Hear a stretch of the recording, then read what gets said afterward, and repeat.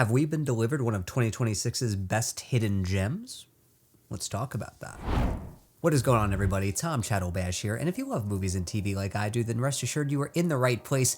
And without further ado, let's review the new action thriller Cold Storage, which stars Joe Keery, Georgina Campbell, and Liam Neeson. Now, Cold Storage centers on two employees, played here by Joe Keery and Georgina Campbell, who they work at this self-storage facility, but unbeknownst to them, they are actually on top of this research facility that has been trying to bottle this deadly fungus that, if it is let out, will wreak havoc on the world and basically end all of mankind. And of course, this fungus gets out, and they need to try to contain it and try to fight for their lives and stop the spread of this infection. And Liam Neeson's agent comes in to try to help them bottle this fungus and survive the night. Now, I really didn't know what to expect from Cold Storage. I think I only saw the trailer for this movie maybe a couple weeks ago in front of a movie that I was seeing, and I thought to myself, why haven't I heard of this movie? And also, why does this look like it could be a lot of fun? Like, let me give this one a shot. And I have to say, Cold Storage is a lot of fun, and I think a lot of people are writing this one off, even despite the cast, which is a shame, because I think this is actually one of the better sci-fi films to come around the bend in a while, and it offers a lot of entertainment value,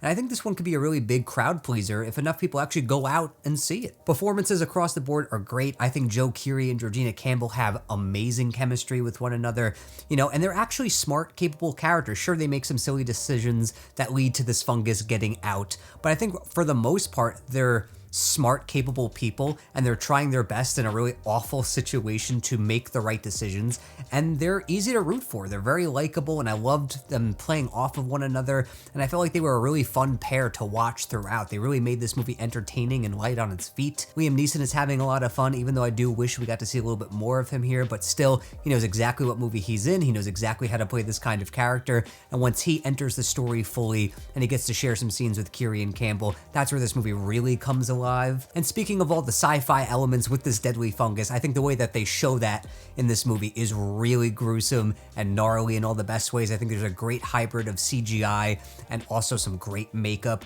that really makes this infection feel really tactile and grounded in all the most ugly, gruesome ways. I mean, this thing infects people and animals, and it causes people and animals to do crazy things in order to spread this fungal infection, in order to, enhance its reach, essentially, and it's just really fun to watch. I think it makes for a lot of great comedy as well. And you could tell this movie was made for a pretty modest budget, but I think it does wonders with that budget. I mean, we're basically showing all of the action in one central location, for the most part here, and I think it makes great use of that location, and it leads to some really fun action sequences, some really great bits of humor, some great world building, and great atmosphere, and I found myself really invested in the story and just having a lot of fun. I had a big smile on my face throughout this movie, and I was pleasantly surprised by how much I enjoyed this one. Now, is this movie perfect? No. I would have loved to have seen more of Liam Neeson's character, like I mentioned. I think he was giving a really fun performance, and I wanted to see more of him, Campbell, and Keery, lighting up the screen together, and I feel like we just didn't get enough of that trio. I wanted more of that. I just felt like it was kind of a huge missed opportunity. And also, I do wish that we got to see this deadly infection kind of do some more gnarly things. I feel like we get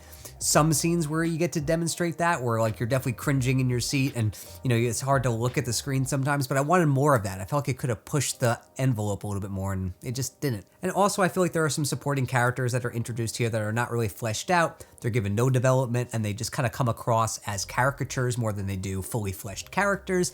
And that was a bit of a bummer. But all in all, though, Cold Storage is a really fun sci-fi comedy that comes to us from, David Koepp, the writer of Jurassic Park and a lot of other classic films. He's very hit or miss writer, if I'm being honest. He can make some real bangers, but then he can make some real stinkers as well. But fortunately, I think this more so falls in the former category than it does the latter. And I think this is really fun, inventive sci-fi film that takes a concept we've kind of seen before millions of times, kind of turns it on a head just a little bit, just enough where it feels fun and refreshing. And like I said, those three central performances really make this one worthwhile. It's great to see Joe Keery outside of Stranger Things, because I think the guy's such a likable, charismatic presence. I want to see more of Georgina Campbell. She's fantastic. And of course, Liam Neeson is always fun in an action comedy like this. It's just a fun time at the movies. There's a lot of movies coming out next week. This movie hits theaters next week on the 13th.